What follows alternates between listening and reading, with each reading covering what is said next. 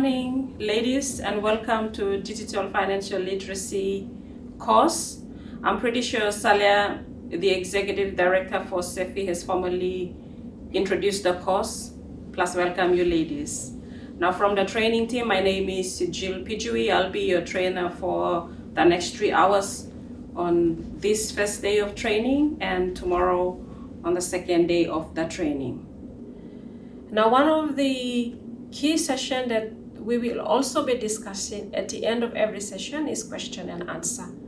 So you are likely to expect that in all the 6 sessions, that starting from today and tomorrow, at the end of this session, you will be given 10 minutes and you are required to give us at least 6 questions.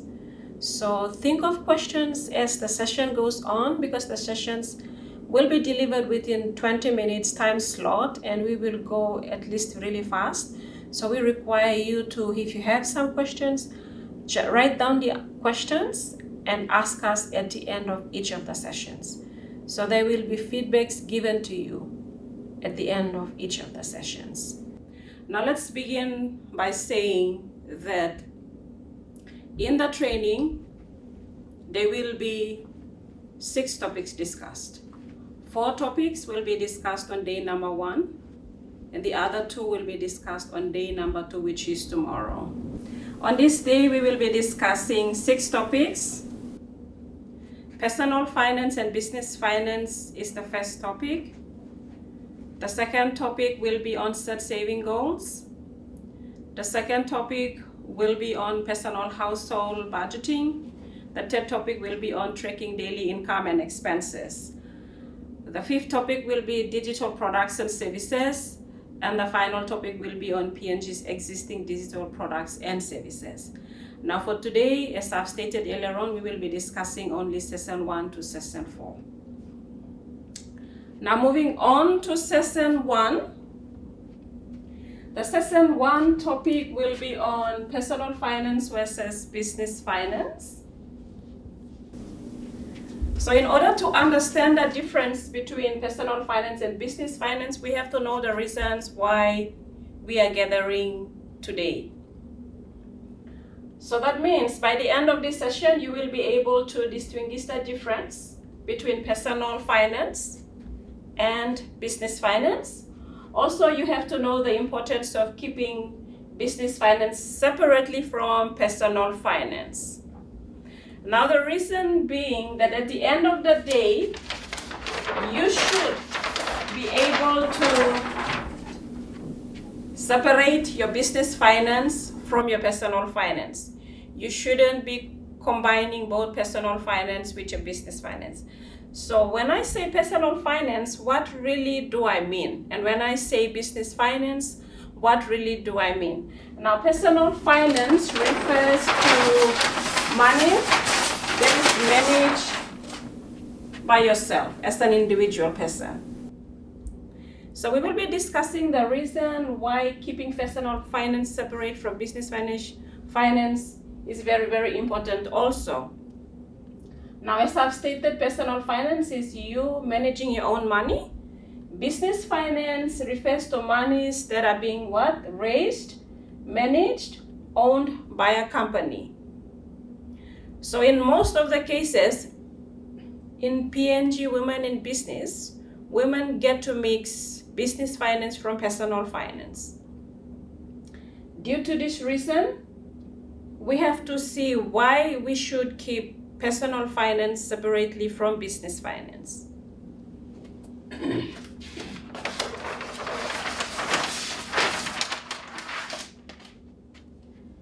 Now, with experiences, you would know that personal finance, when you are dealing with business, the temptation is always significant high. Most of the women in business do businesses, but the money that they make to sustain the operation of their businesses, they normally divert the funds for personal use. So once they divert the funds for personal use, it is only for customary obligations. Say for an example, one-talk system, or paying of your children's school fee. And that is automatically, in doing business, that is automatically wrong or incorrect. So we would say that you should seriously keep your business finance away from your personal finance. With the reason so that you shouldn't be tempted.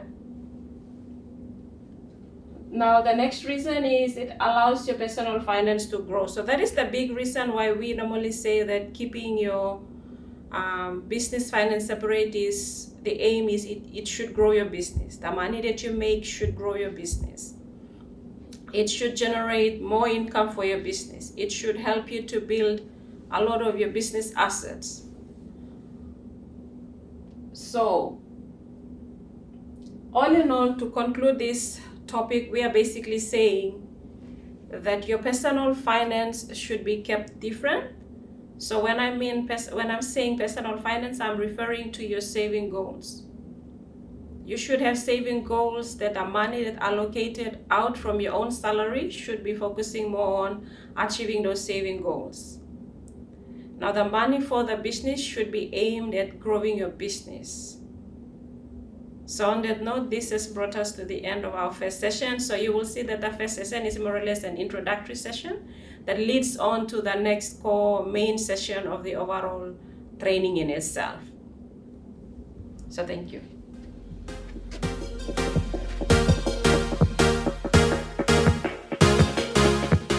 So let us recap on our previous session. On session 1, we looked at the difference between personal finance and business finance and why it is important. Now, the main reason why keeping your business finance is important is basically we want you to separate your business funds from your personal funds, knowing that most of the business owners normally use their business funds for personal reasons. And we've looked at some examples like one truck system. So in that way, you have to start seriously manage your personal funds first in order for you to have a good business fund. Now, in order to do that, there is a psychology about financial literacy that we need to discuss.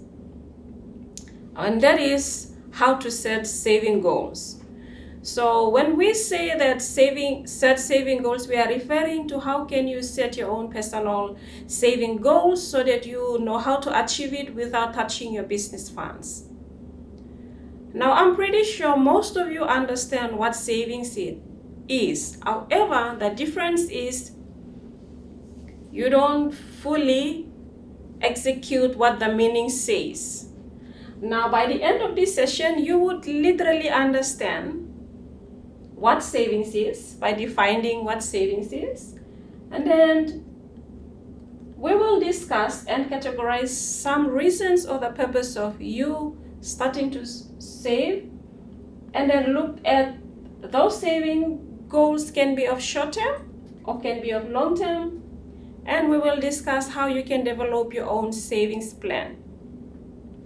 Now, developing a savings plan is a very important financial tool that's going to help you to manage your personal funds really well so that you shouldn't be tempted to touch your business fund. Now, the learning outcome will be at the end of this session. You should develop and own your own personal savings plan.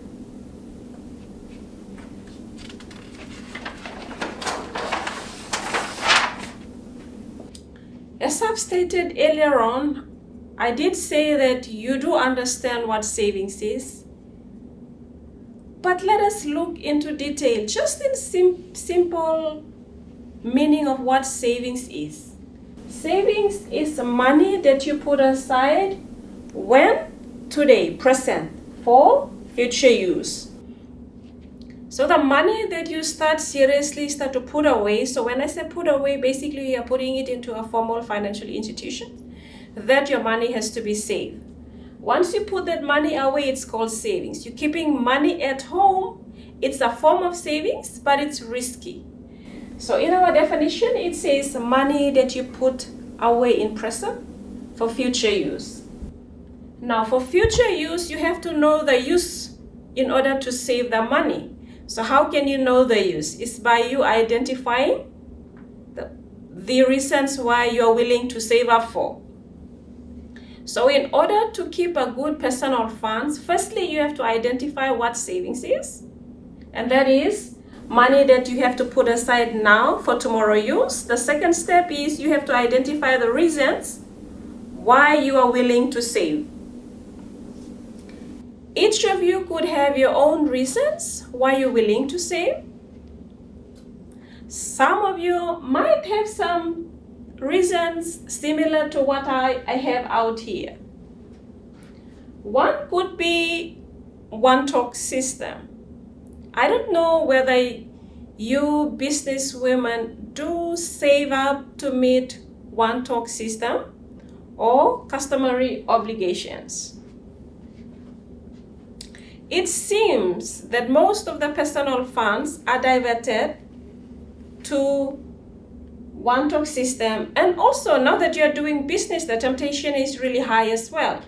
One-talk system do take place on a daily basis. Therefore, you tend to touch your business funds just to meet your one-talk system or your customary obligations, like brand price, like funeral cost. Now in here, we are telling you that it is important to start seriously save up for it. So in order to manage your good personal funds and not to touch your business funds is to have one-talk system or customary obligation as one of your saving goals. The next is emergencies. Now, yes, you are into business, but there are emergencies that do take place in your own personal life. Emergencies are incidents or events that take place in our life without us knowing when it happens. It happens automatically. However, when emergencies do take place, there are significant costs and consequences that are attached to it. Say, for an example, if you have a natural disaster like flood. Now, if you are not prepared and save up some money for natural disaster, when the flood comes in, it's going to wash away all your maybe cash crops, your livestock, maybe even your home or your house, all your assets. Now, did you save up for them? If you don't, then you have to go and look for money to sustain yourself again. And again, in most of the time, people go and borrow again. So in here, we are telling you that apart from saving up for one-talk system, you should be saving up also for emergencies. And you should be having an emergency fund just to cater for emergencies alone. Now, flex card. Yes, we love Digicel. But do we plan? Do we have flex card as one of our savings? Now it talks about optional expenses now. Do we save up for it? Now it is important to realize that in order to be a good business person, you have to first of all manage your personal expenses, and that is flex card. So if you know that you spend a lot of flex card, maybe 50K now, 20K now in a day, you should be seriously having that as your saving goals. Same applies to funerals, cost, food, school fee, business cost. Now when it comes to business cost, it is very, very important that out from your personal funds, you should also save up some money to help you sustain your businesses. Say for an example, you want to start a new business. Where can you get your business startup capital from? It should come from your personal funds. Now your personal funds should set a platform for your business growth as well. So if you're wanting to start a business and grow your business, you have to know also that your own capital cost is important. And how can that capital cost come? It comes from you having a savings plan that caters for this capital cost. Holidays. Now if you love to travel, you don't like to be in your same province all year round, you should plan for it and start save up for it. Bus fare. If you love to travel a lot in the city or in your own provinces, have bus fare as a saving goal. Same applies to clothing and sickness. And the list can go on and on and on. However, the main ones that I would like to stress upon is the saving goal that you need to seriously think about is how can you manage your one-talk system and do business at the same time? In order to do that, you have to what? Save up for it. How can you manage your emergencies and do business at the same time? You have to what? Save up for it. So in a nutshell, what I'm saying is you are having needs and wants. and then you are trying to do business at the same time. But managing your personal funds is managing your needs and wants by having a plan attached to it. In that way, it's going to help you to be a good businesswoman. Okay, let's move on.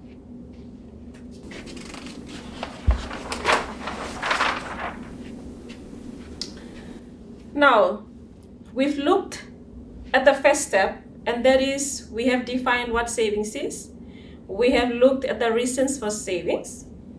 Now the next thing we have to literally look into is we have to come up with a checklist to see that those saving goals can be measurable, can be achievable. Okay? So that means those goals has to be classified into two categories. And the first category is short-term saving goals. The second category will be long-term saving goals. Now, a short-term saving goals is any goals you will achieve within 1 year, less than 12 months. Now, a long-term saving goal is a goal that you will achieve more than a year. Okay, so that is the difference between a short-term and a long-term saving goal. Now, having understood the difference between short-term saving goal and a long-term saving goals, remember you already have your saving goals written out, which should comprises of one-talk system, emergencies, school fee, clothing, bus fare. Once you have it written out, the next step you are required to do is cross-check to see which of them are of short-term, which of them are of long-term. So if we are to look at the examples that I've stated earlier on, like one-talk system occurs anytime, and automatically it is seen as an emergency as well. Okay, so that means it has to fall under short-term. Now, if you want to start a business, then for sure it's automatically more than a year you need to save up for. So it automatically becomes your long-term saving goals. Okay, so once you identify the third step and distinguish the difference between short-term and long-term saving goal, the next thing you are required to do is transfer all this information into a savings plan. Okay, so a savings plan is one of the financial tools to help you manage your personal finance. So a savings plan comprises of different categories. The first category comprises of the savings plan titles, and then talks about the short-term and long-term and total savings required. So that means in a savings plan you should have 1, 2, 3, 4 columns and respective rows across, depending on the number of your saving goals. I have an example out here, and as you all can see also in your resource book, you will see the example of a savings plan. So if you could kindly move to the page that says savings plan, and then you can also cross-check while I'm explaining the key components of how to develop a savings plan, and you can also cross-check with your resource book. Now, as I've stated earlier on, there are 4 columns and there are multiple rows across. Now, the first column should comprises of your saving goals, either it be of short-term, long-term, and the total savings required that you need to save up for all these goals. Okay, the second column should comprises of the lump sum needed, what is the total cost of each of your saving goals, and what is the overall savings required of each of your saving goals at the bottom. Okay, the next column is when needed. This column, you should look at the source of your income, how much you are earning either in a week, in a fortnight, or in a month. It should allow you to make conscious decision on when you were willing to save up for. Is it on a weekly basis? Is it on a monthly basis? Or is it on a fortnightly basis? Okay. And then the last column talks about the amount required to save, either weekly, fortnightly, or on monthly basis. Now with that, let me demonstrate by giving you an example. I have Jenny's savings plan, and Jenny has 3 major saving goals. 2 falls under short term. Rather, she has 4 major saving goals. 2 falls under short term and 2 falls under long term. Now her first short-term saving goal is school fee. Her second short-term saving goal is emergency fund, because she has a lot of one-talks to take care of. And then her long-term saving goal is new roof and business cost, because she's planning to grow a business. So she's seriously thinking about saving up for it. Now looking at the lump sum needed, she realized that she normally earns 2,000 kina a fortnight. Okay? So with the money she makes, she knows that in a year she can meet her school fee and also meet the emergency fund. And within more than a year, say 1 to 3 years, she can meet business cost and new roof. So the next step she is required to do is do a quotation or price shopping.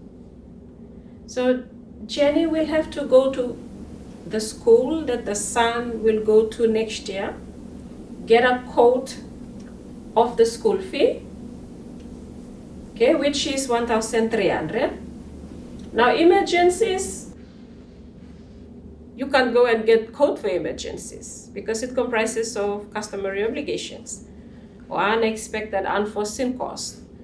So in most of the time, you look at the number of frequent phone calls that you normally get requesting you to send some money back home.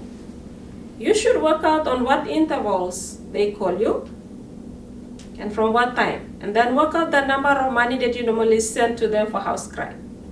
It should give you an int. So for Jenny, she realized that 2,600 would be the amount she's willing to spend. Okay, 5,200 for new roof. She went ahead and get quote for the hammer, saw, timber, kappa that comprises of 5,200, and a business cost. She knows that she needs to put aside 10,000 kina to start up a business. So her overall savings requirement for her to meet all of her 4 goals is 19,100. So having that plan, she now knows that she has 4 goals, and those 4 goals costing 19,100.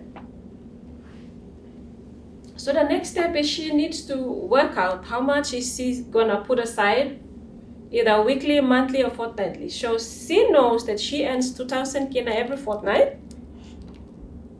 Therefore, she will strictly follow fortnight. Now that applies to you as well. If you earn money on fortnight, go on fortnight. If you earn money on month, go on month, week, do the same. Okay. For Jenny's case, fortnight. So she's willing to put aside some money for 26 fortnight. So she knows the 26 fortnight is achievable. She can meet that. Okay, with emergency, 13 fortnights. So for 26 fortnights is equivalent to 1 year. 13 fortnights is equivalent to 6 months. Now with new roof, 52 fortnights, so it's looking like 2 years. And then business cost is 200 fortnights, so it's looking more than approximately 3 to 4 years that she needs to save up for. So that means in order for her to work out how much she's willing to save each fortnight, she will need to divide. So let's take school fee as an example. So 1,300 divided by 26 fortnight will give us 50 kina. Now Jenny knows that in order to meet her school fee of 1,300, she needs to put aside 50 kina every fortnight. Same applies to emergency fund.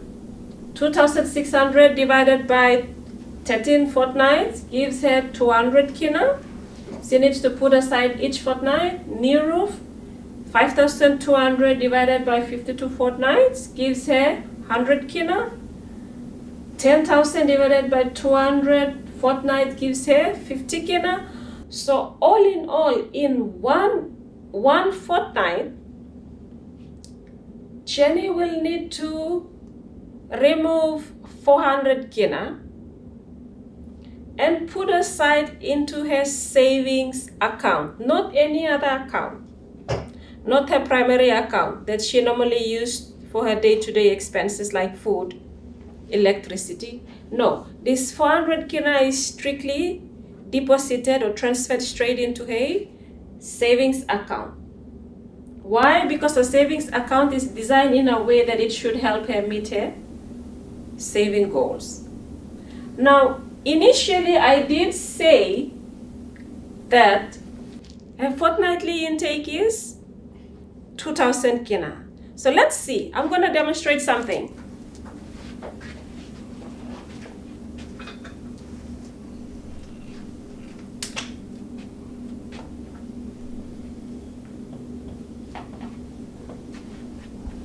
So that's Jenny's fortnightly intake of 2,000 kina. At first, she did not have a savings plan. Now that she has a savings plan,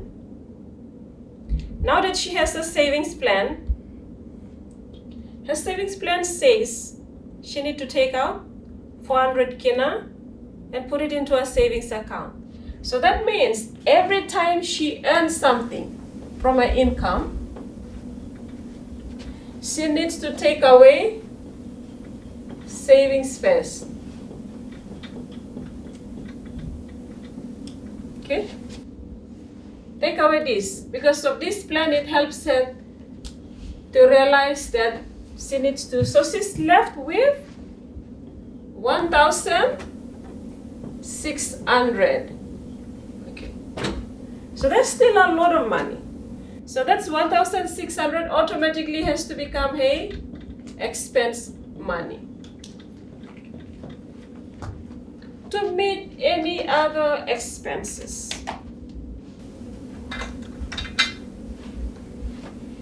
So as you can see, you should do the same. So that you shouldn't touch your business money. Now, having a savings plan automatically helps you to have your personal funds separately from your business plan. Why? Because we've already looked at Jenny's case. If you are earning similar amount to any amount, you should do the same. Having this savings plan gives you a guide. And whatever is left over becomes your becomes your expense money.